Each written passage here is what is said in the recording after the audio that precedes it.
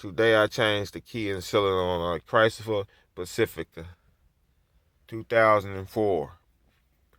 What was the problem was the key broke off in the switch.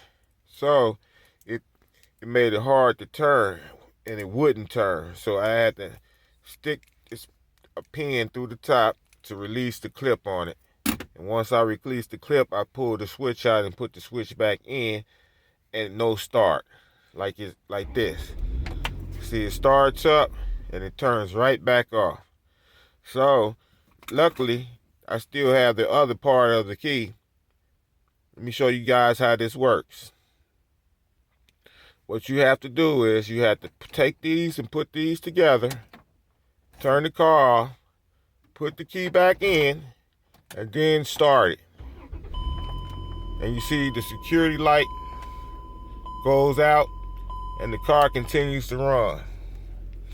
This is how you reset the key and fob problem on it. But you have to have the other part of it. Thank you guys for this video. I hope this helps you. Remember, you have to have this close to the key when you turn it, or else it will not start. Thank you.